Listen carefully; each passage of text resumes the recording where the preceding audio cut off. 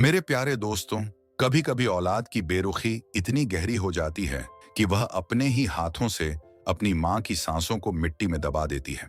मैं उस दिन सिर्फ 16 साल की थी जब मेरी आंखों के सामने मेरी अम्मी जान सांस ले रही थी। उनकी आंखें खुली हुई थीं, होंठ कांप रहे थे और मैं बार बार चीख रही थी कि अम्मी अभी जिंदा हैं, उन्हें मत दफनाओ। लेकिन मेरी दो बड़ी बहनों सारा और फराह ने मेरी बात को महज वहम कहकर टाल दिया। उस वक्त मेरे दिल में इतना खौफ था कि मैं चीख भी नहीं सकी। मेरी जुबान पत्थर की तरह जम गई थी। हर फावड़े की मिट्टी के साथ मुझे लगता था जैसे अम्मी की चीखें मेरे कानों को फाड़ रही हों। उस दिन मैंने अपनी मासूम आंखों से देखा कि लालच इंसान को कितना अंधा बना देता है और माँ की दुआओं की जगह उसकी आंखें ले लेता है। ये सब शुरू हुआ था हमारे छोटे से गांव धनियापुर में, जो लाहौर से काफी दूर एक पिछड़े इलाके में बसा था। हमारा घर एक पुराना मिट्टी का मकान था, जहां दीवारें खस्ता हाल थीं, छत पर घास उग आई थी और आसपास सिर्फ धूल भरे खेत और टूटी सड़कें थीं। कोई स्कूल नहीं, कोई अस्पताल नहीं, बिजली भी कभी कभी आती थी। शहर के चमकते ख्वाब हमारी आंखों में बसे थे, लेकिन हकीकत यही थी कि हम उस जमीन की मालकिन थीं जिसकी कीमत सालों से नहीं बढ़ी थी। घर बेचकर भी कुछ खास नहीं मिलता और बिना मरम्मत के कोई खरीदता भी नहीं। मेरा नाम रिया है। मैं सबसे छोटी थी, लेकिन घर में सबसे लाडली और थोड़ी बिगड़ी हुई। मेरी दो बड़ी बहनें थीं, सारा जो सबसे बड़ी और सबसे महत्वाकांक्षी थीं, और फराह जो बीच वाली और थोड़ी हिचकिचाने वाली। हमारे अब्बा जान हाजी सलीम एक छोटे कारोबारी थे। उन्होंने अपनी जिंदगी भर की कमाई से एक बड़ी इंश्योरेंस पॉलिसी करवाई थी जो उनकी मौत के बाद हमें मिलनी थी। जब मैं 13 साल की थी तब अब्बा एक सड़क हादसे में चल बसे। उनकी मौत की खबर हमारे घर पर एक भयानक सन्नाटे की तरह छा गई। हम तीनों बहनें और अम्मी रोते बिलखते रहे।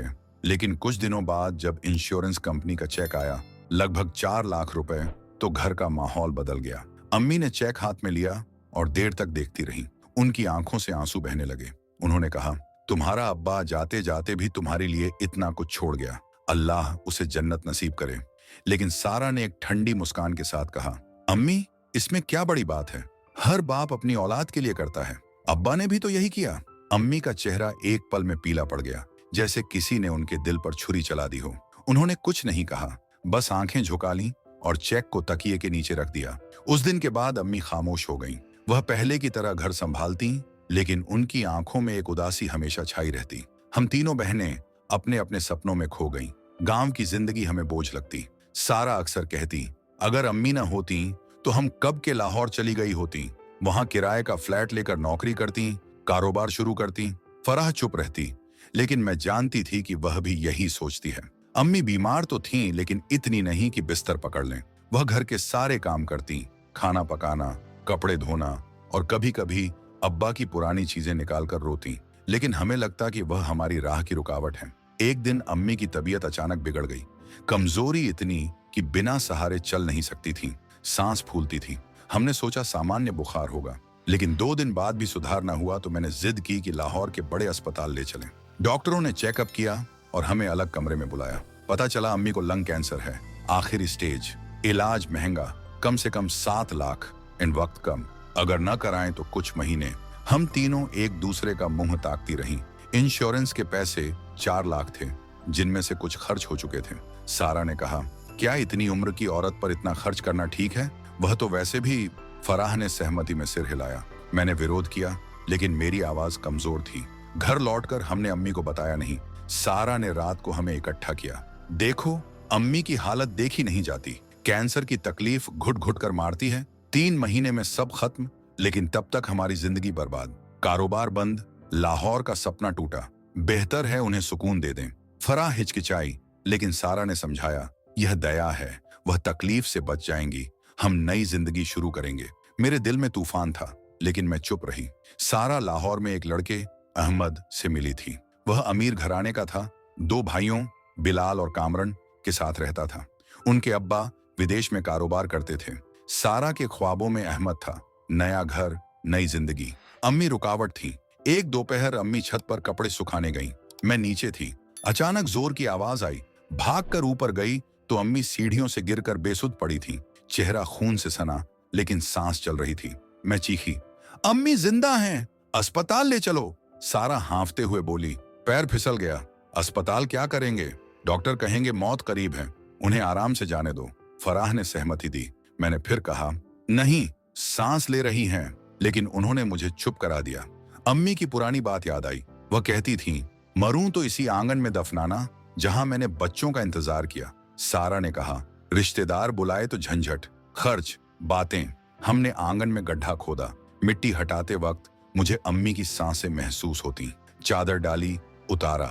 मैंने आखिरी बार कहा, होंठ हिल रहे हैं, लेकिन सारा बोली, वहम है, हमने दफना दिया। कोई मौलवी, कोई रस्म नहीं। घर बंद कर लाहौर रवाना हो गए। शुरू में दिल भारी रहा। रातों को अम्मी की पुकार सुनाई देती, लेकिन लाहौर की चकाचौंध ने सब भुला दिया। सारा ने अहमद से निकाह किया, फिर फराह बिलाल से, मैं कामरण से। शादियां सादा लेकिन फायदेमंद। उनके पैसों से कपड़ों की दुकान शुरू की। मेहनत की, कारोबार फला। साल भर में घर, गाड़ी, बैंक बैलेंस। गांव भूल गए। अम्मी की कब्र याद न आई, लेकिन खुशी स्थिर न रही। लड़कों का घर उनके रिश्तेदार का निकला, जो वापस आया। हमें निकाल दिया। छोटे फ्लैट में शिफ्ट। कारोबार गिरा, ग्राहक कम, नुकसान ज्यादा। बहनों में झगड़े, शौहरों में तनाव। बच्चे पैदा हुए, लेकिन सवाल, पहले इतना था, अब कहां?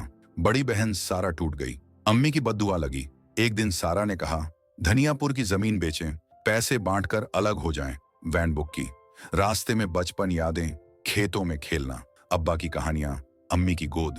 गांव पहुंचे तो सदमा। पुराना घर गायब, जगह पर 3 मंजिला बंगला। पीपल का पेड़ वहीं, दरवाजा खुला, अंदर पक्की कब्र। लिखा, यहां मैं नहीं, मेरी 3 बेटियां दफन हैं। सारा, फराह, रिया। लालच ने उन्हें जिंदा दफनाया। साकित रह गए। किसी ने सारा के कंधे पर हाथ रखा। पलटे तो आदमी, मुनीब, अम्मी का पहला बेटा। अम्मी की पहली शादी से बचपन में छिन लिया गया। हमने कभी पूछा नहीं। मुनीब बोला, यह जमीन मेरी, तुमने मां को दफनाया, लेकिन मैंने बचाया। पीछे से कदम। अम्मी खड़ी थी, तंदुरुस्त, मुस्कुराती। मुनीब आया, मुझे निकाला, इलाज कराया, सब कुछ उसे दे दिया। तुम क्या लेने आई? सारा ने विरोध किया। अम्मी ने थप्पड़ मारा। बाप का घर वह जहां बेटियां मां बचाती। मुनीब ने भी मारा। जेल भेज दूंगा। हम रोते लाहौर लौटे।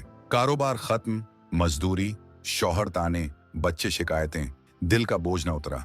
मां की दुआ से बड़ी कोई दौलत नहीं। अल्लाह हमें मां बाप का कहने वाला बनाए, आमीन। दोस्तों, ये कहानी आपको कैसी लगी? कमेंट करें, लाइक करें, सब्सक्राइब करें। शुक्रिया।